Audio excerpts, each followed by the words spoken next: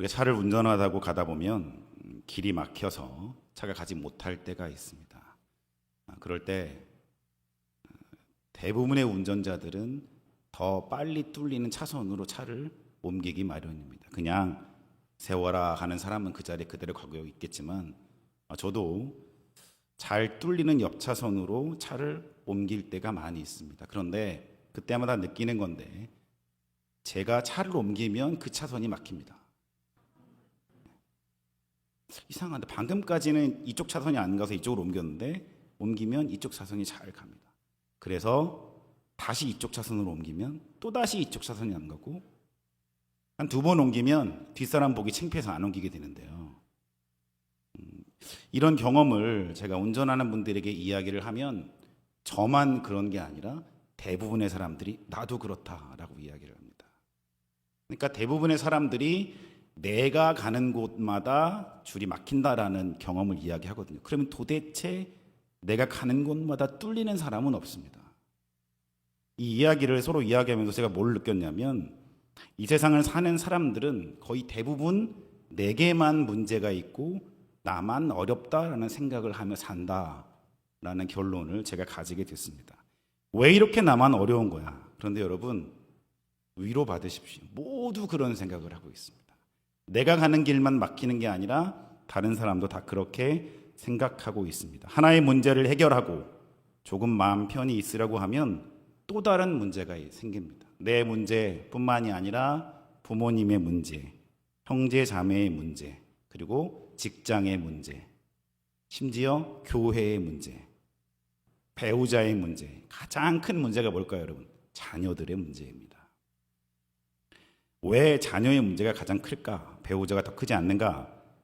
여러분, 마가복음에 귀신 들린 딸을 고쳐달라고 예수님께 온 수로보니게 여인이 있습니다. 귀신 들린 딸은요, 자기가 힘든지 전혀 모릅니다. 귀신 들렸기 때문에 그렇죠. 누가 지금 제일 힘들죠? 그 귀신 들린 딸을 데리고 다니면서 치료받게 하고 또 돌보고 다치지 않게 막아주는 엄마가 가장 힘듭니다. 그럼 예수님께 가서 예수님, 내가 너무 힘들어 죽겠으니까 나를 살려주세요 라고 이야기하는데 예수님께 뭐라고 하죠? 내 딸을 고쳐주십시오. 자녀의 문제니까. 그런데 이 말씀을 읽으면서 제가 한번 생각해 봤습니다. 만약에 귀신 들린 게 딸이 아니라 남편이었다면 과연 이 여인은 어떻게 예수님께 갔을까? 예수님, 이 인간 때문에 힘들어 죽겠습니다. 나를 살려주옵소서. 그러지 않았을까? 그런 생각을 제가 하게 되는데 우리에게 가장 큰 문제는요, 여러분, 자녀들에게 생긴 문제입니다. 그래서 언제나 기도하면 우리는 자녀를 위해 먼저 기도합니다. 내 기도가 중요하고 내가 제일 중요하지만 의식적으로 자녀가 편안하길 바랍니다.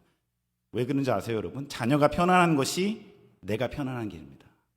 걔네가 불편하면 내가 불편하기 때문입니다. 물론 우리 인생에는 행복할 때도 많이 있습니다. 기뻐서 하나님께 감사의 기도를 드리는 순간도 많이 있습니다. 그런데 그것에 비해서 힘들고 어려운 순간이 훨씬 더 많습니다.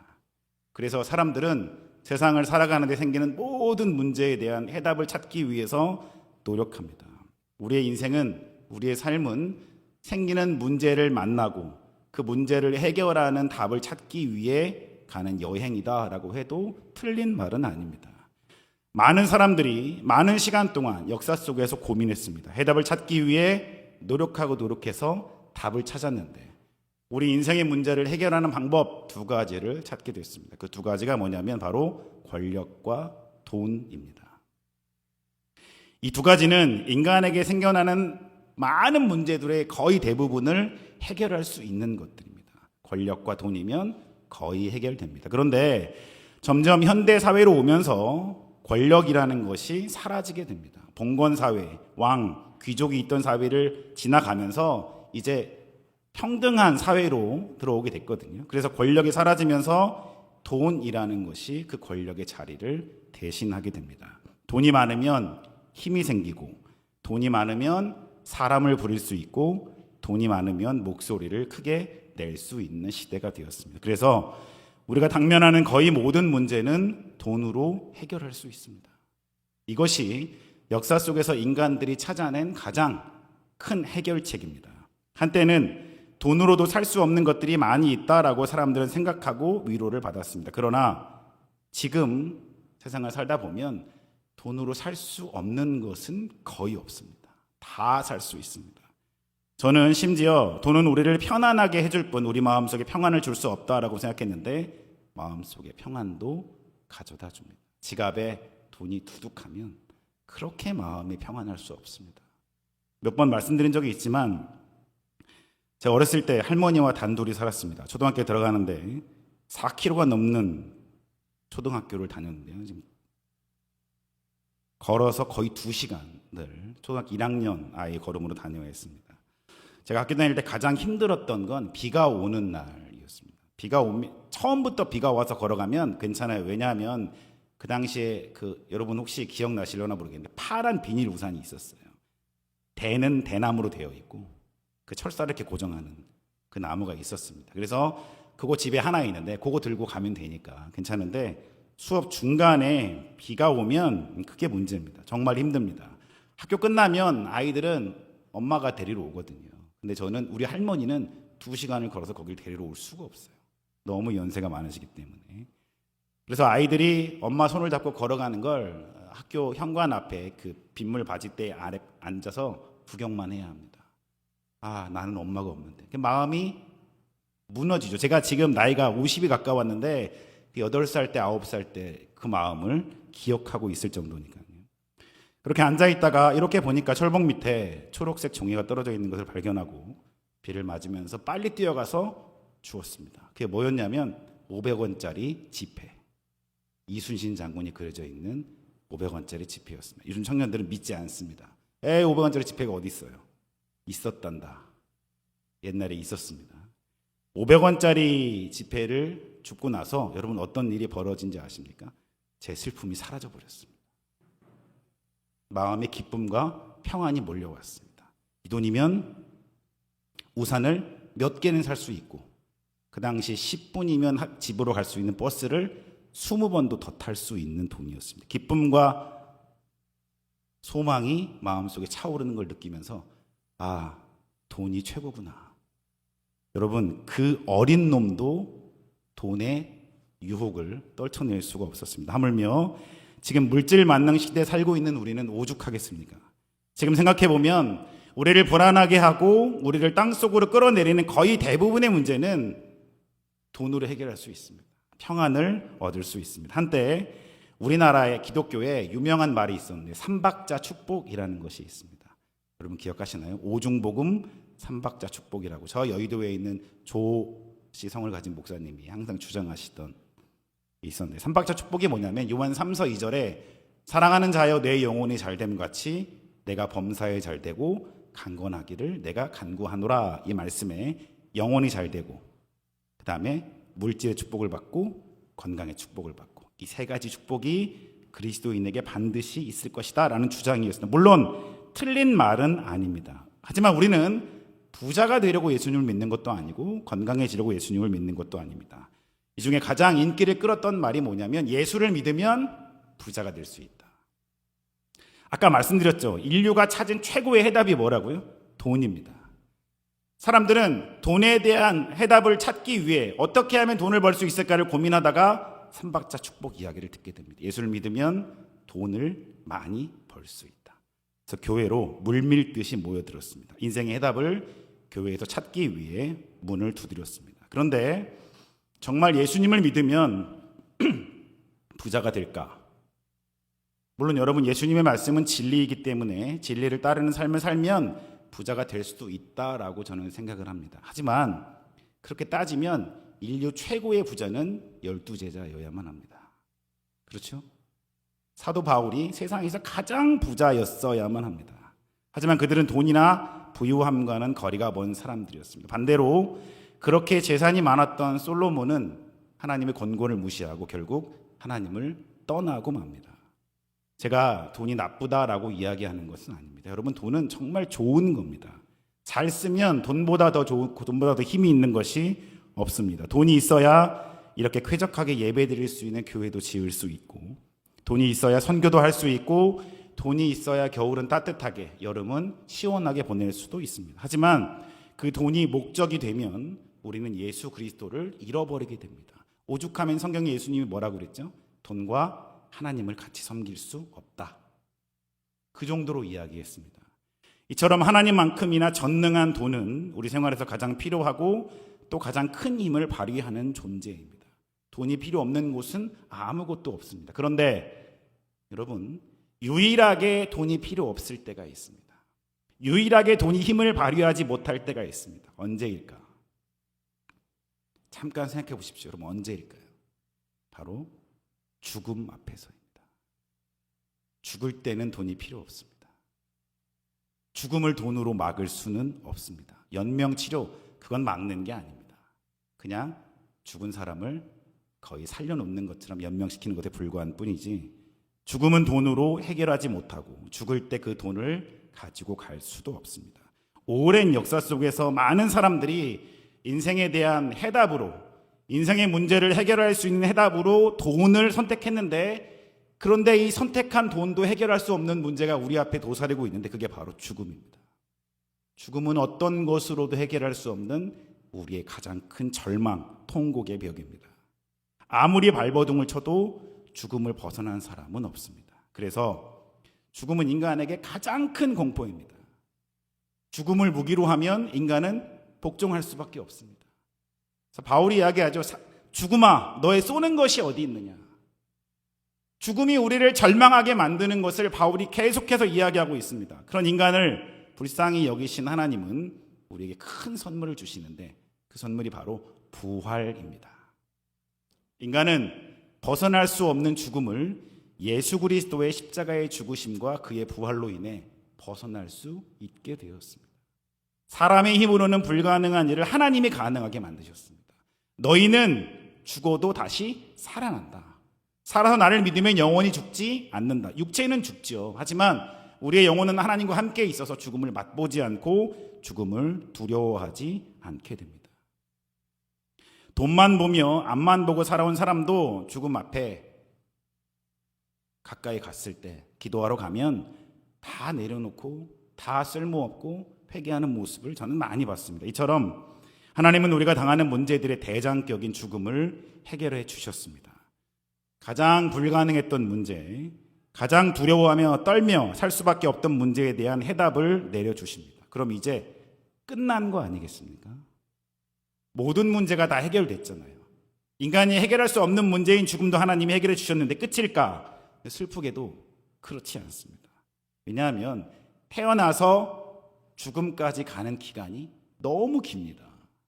그리고 그 가운데 문제가 너무나 많습니다. 멀리 있는 죽음을 하나님이 해결해 주셨을지는 몰라도 지금 내가 당하고 있는 이 문제가 너무나 힘이 듭니다. 그렇잖아요, 여러분. 힘들지 않습니까? 왜 나에게는 이런 문제가 생기는가? 너무나 많은 문제가 우리를 괴롭혀서 나를 넘어지게 합니다. 나를 울게 만듭니다. 살고 싶지 않게 만들고 세상이 무너진 것 같은 마음으로 살게 만듭니다. 멀리 있는 죽음의 문제가 해결됐다고는 하지만 지금 당장 내가 당하고 있는 문제는 너무나 나를 힘들게 만듭니다.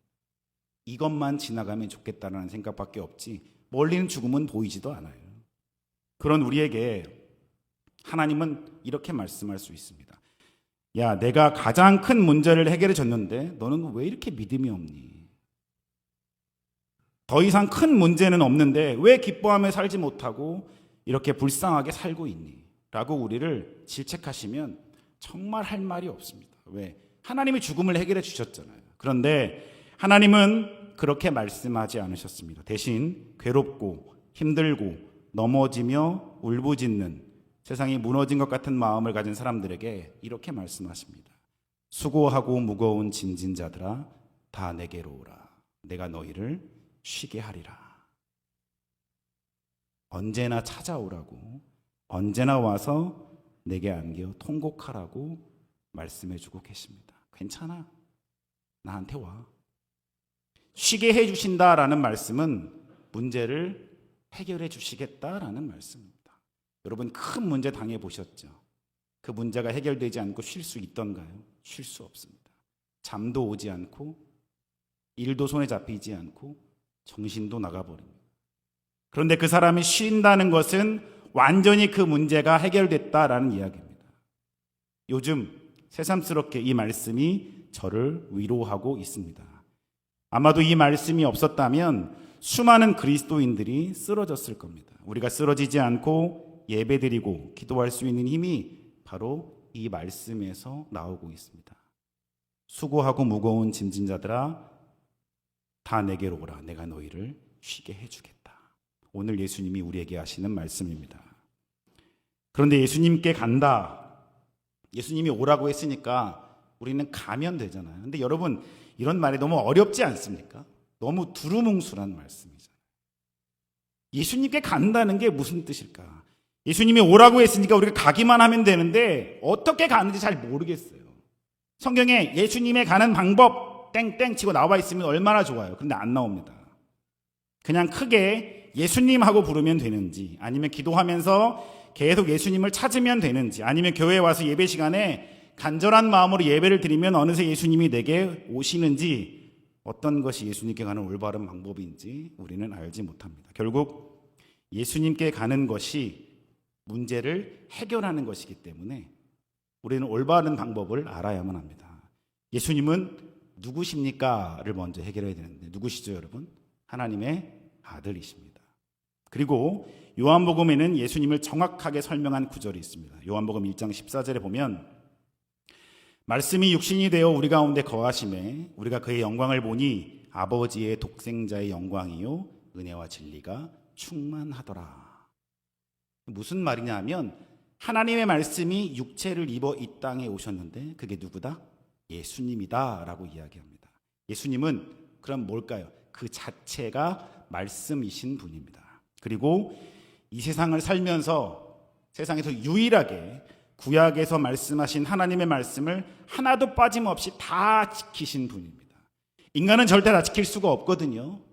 근데 예수님만 그 모든 구약의 말씀을 다 지키셨기 때문에 성경은 예수님을 뭐라고 하느냐? 그는 율법의 완성이다 라고 이야기를 합니다. 그리고 예수님이 십자가에서 죽으실 때 마지막에 뭐라고 하고 죽으셨죠? 다 이루었다 라고 죽으셨잖아요. 여러분, 예수님의 이 다 이루었다라는 말은 두 가지 뜻을 가지고 있는데, 첫 번째는 이제 하나님이 인간을 구원하시려고 하는 이 구원의 사역, 내가 죽음으로 완전히 이루어진다라는 뜻도 있지만, 두 번째는 뭐냐면 하나님이 하신 말씀을 하나도 빼놓지 않고 다 지켰다라는 말씀의 뜻도 들어있습니다. 결국 여러분, 예수님을 만나는 것, 예수님께 간다는 것은 어떤 걸 의미합니까? 예수님이 누구라고 했죠? 말씀이라고 했습니다. 그러니까 예수님께 간다는 것은 간단하게 이야기하면 하나님의 말씀을 읽으면 예수님께 가는 길이 되는 겁니다. 쉽죠? 어렵지 않죠? 엄청난 길이 아닙니다. 뭐 수백만 원을 내야 되는 것도 아니고 절을 막 108배를 해야 되는 것도 아니고 어려운 길이 아니고 성경책을 펴면 우리는 예수님께 갈 수 있습니다.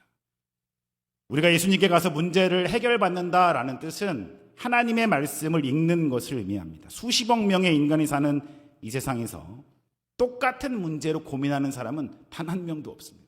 다 달라요. 다 다른 문제로 다 고민을 다르게 하고 있습니다. 그런데 그 사람들에게 똑같은 해결책을 줘봐야 해결책이 될 수 없습니다. 그래서 하나님은 우리에게 말씀을 주셨고 예수 그리스도는 그 말씀을 가지고 우리에게 해결책을 내려주길 원하십니다. 그 문제들에 대한 모든 해답은 성경책 안에 있습니다. 그래서 저는 무슨 결정을 하거나 문제를 만난 청년들이 제게 상담을 하러 오면 이렇게 이야기합니다. 일주일, 2주일, 한 달의 시간을 두고 하나님 말씀을 읽어라. 물론 사람을 통해서도 해답을 내려주실 때가 있고 목회자의 말씀을 통해서 해답을 내려주실 때도 있지만 인류가 가지고 있는 모든 문제의 해답은 다 이 성경 안에 들어 있습니다. 예수님은 살아계실 때 하나님의 말씀을 한 번도 거부하지 않으셨고 다 지키셨습니다. 그리고 하나님이 하라는 대로 다 행하셨습니다. 심지어 십자가에서 죽으시기 전에 마실 필요 없는 신 포도주를 시편에 있는 말씀을 지키기 위해 다 마시고 나서 다 이루었다라고 죽으셨습니다. 예수님이라고 살면서 문제가 없었겠습니까? 예수님이라고 힘들지 않았겠습니까? 그런데 그 문제가 앞을 가로막을 때마다 예수님은 기도하셨죠, 물론. 하지만 여러분, 그 먼저 하나님의 말씀대로 행동했고 하나님의 말씀대로 사람을 대하셨습니다. 그리고 그 예수님이 오늘 우리에게 말씀하고 계시죠. 너는 내게로 와서 내게 배워라. 내가 어떻게 살았는지 기억해라. 저는 저의 문제를 해결하기 위해 발버둥 치다가 얻은 방법을 여러분에게 설명드리고 있습니다. 여러분, 목회자는, 특별히 목사는 여러분을 말씀 가운데로 인도하는 직업을 가진 사람입니다. 하나님이 괜히 저를 여기에 세울 이유가 없습니다. 성도들이 문제에 대한 해결책을 얻기 위해 말씀으로 다가오게 하고 그 말씀을 스스로 읽으며 해결책을 찾기를 인도하고 가이드하는 것이 저의 일입니다. 담임 목사님도 우리에게 항상 말씀을 읽어주시면서 이 말씀이 제게 용기와 힘을 주었습니다. 그리고 이 말씀에 큰 위로를 받았습니다. 몇 번 이야기하시잖아요. 마찬가지입니다. 저는 여러분을 해결책 앞으로 인도하기 위해 오늘 이 말씀을 전하고 있습니다. 한번 생각해 보겠습니다. 여러분, 오늘 왜 이 예배를 드리고 계십니까? 왜 수요일 이 밤에 추운 날씨를 마다하지 않고 교회에 나와서 하나님 말씀을 듣기 위해 앉아 있습니까? 무언가 얻으려고 오신 거 맞죠? 그 무언가는 무엇입니까? 우리의 문제를 해결할 해답입니다. 그리고 예수님은 그런 우리에게 해답을 알려주셨습니다. 어깨 위에 놓인 짐이 무겁고 삶이 지쳐서 쓰러지고 울며 마지못해 힘을 다해 마지막 힘을 내서 교회에 나온 성도들에게 수고하고 무거운 짐진 자들아 다 내게로 오라. 그러면 내가 너희에게 쉼을 주겠다. 여러분, 저는 다른 말을 할 수 없고 다른 말을 할 필요도 없습니다. 오직 우리에게 말씀하시죠. 이 말씀에서 문제에 대한 해답을 찾을 수 있습니다. 흘리던 눈물이 기쁨으로 바뀌게 되고 포기했던 삶이 소망을 찾을 수 있게 됩니다. 하나님의 말씀 속에 해답이 있습니다. 그리고 그 말씀은 우리를 일어서게 합니다. 우리에게 새 힘을 주시고 보이지 않던 앞이 밝게 빛나는 빛으로 밝혀지게 됩니다. 여러분, 다른 거 할 필요 없어요. 내가 그러면 이 어려움을 하기 위해 100일 금식 기도를 해야 하나? 물론 그것도 중요해요. 하지만 가장 중요한 건 말씀을 펴고 말씀을 읽는 것입니다. 그래서 암송이 중요합니다. 성경 암송이 왜 중요한가? 내가 말씀을 펴고 읽을 수 있는 힘도 없을 때 이미 내 안에 저장되어 있는 암송된 말씀들이 나를 일으켜 세웁니다. 어디서 툭 튀어나와서 내가 예전에 외웠던 말씀이 갑자기 내게 생각나서 나를 일으키고 내게 눈물이 나게 하고 내 마음을 돌이킬 수 있게 만듭니다. 어떻게 해야 할지, 어떻게 살아야 할지 모르는 내게 주시는 응답이 됩니다.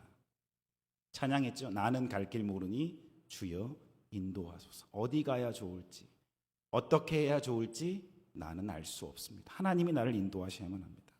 그래서 오늘도 우리는 그 말씀과 대면해야만 하고 그 말씀 앞에 서야만 합니다. 예수님이 말씀하셨죠. 나는 성경 속에 있다. 성경을 읽어보면 그곳에 해답이 있고 그 성경은 우리를 해결책으로 빨리 인도해 줍니다. 그 말씀은 우리의 마음에 파문을 일으키고 우리는 그냥 읽고 그대로 하면 됩니다. 그렇게 살면 됩니다. 어느 누구도 대신 아파해 줄 수 없고 어느 누구도 내 문제를 해결해 줄 수 없습니다. 오직 나만 그 해결책을 찾을 수 있고 오직 나만 그 해답을 얻을 수 있으며 나에게만 그 해답이 보이게 됩니다. 이 방법밖에 없습니다. 무슨 큰 비밀을 알려고 오셨나요? 갑자기 모든 문제가 한 번에 해결되는 기적을 경험하기 위해 오셨습니까? 그렇지 않습니다. 그런 것이 아닙니다. 이미 해답은 우리의 손에 들려 있습니다. 성경 말씀 자체가 우리의 해답입니다. 어려울 때, 힘들 때, 그때 성경을 더 가까이 하셔야 합니다. 그때 말씀을 읽으셔야 합니다. 말씀을 읽을 힘이 없다면, 성경을 펼 힘이 없다면 듣는 성경을 틀어놓으시고 켜놓으시고 들으셔야 합니다. 하나님의 음성만이 우리를 살릴 수 있고 하나님의 음성만이 우리를 일으켜 세울 수 있습니다. 뭔가 새로운 것, 뭔가 특별한 것, 여러분 없습니다. 성경만큼 새롭고 특별한 것이 없습니다. 오늘 예수님은 우리에게 말씀하시죠. 내게로 와라. 말씀을 읽어라. 내가 그 말씀이 너희를 쉬게 해줄 것이다. 해결책을 내려줄 것이다. 해답을 내려줄 것입니다. 주의 말씀을 읽으십시오. 그 말씀이 우리를 위로하고 우리를 하나님께로 인도하고 우리의 무거운 짐을 내려놓고 쉬게 만들어준다는 사실을 믿으시기를 바라겠습니다. 기도하겠습니다. 하나님 아버지, 말씀을 전하는 저도 목사이지만 똑같이 어려워하고 똑같이 좌절하며 똑같이 힘들어하는 한 인간에 불과합니다. 절망하고 쓰러져 있을 때 주의 말씀을 읽고 그 말씀이 나를 일으켜 세웠습니다. 수고하고 무거운 짐진 자들아, 다 내게로 오라. 내가 너희를 쉬게 하리라. 수천 번을 읽었던 말씀이지만 그날따라 그 말씀이 저를 일으켰고 없는 힘을 나게 해주었고 소망이 없는 곳에 소망이 있다는 것을 알려주셨습니다. 하나님, 이미 우리에게 해답을 주셨습니다. 이미 해답은 우리 손에 있습니다. 우리가 그 해답을 가지고 하나님만 바라며 다른 무언가를 구할 때 하나님은 우리에게 말씀하고 있습니다. 이미 나는 너에게 해답을 주었다. 이미 해답은 너의 손에 들려있다. 그 말씀을 듣고 오늘도 주의 말씀을 읽으며 그 말씀에 따라 살게 하여 주옵소서. 하나님의 말씀이 오늘도 나를 일으켜 세웁니다. 주여 감사합니다. 오늘도 쓰러진 나를 주의 말씀이 일으켜 세워주셨습니다.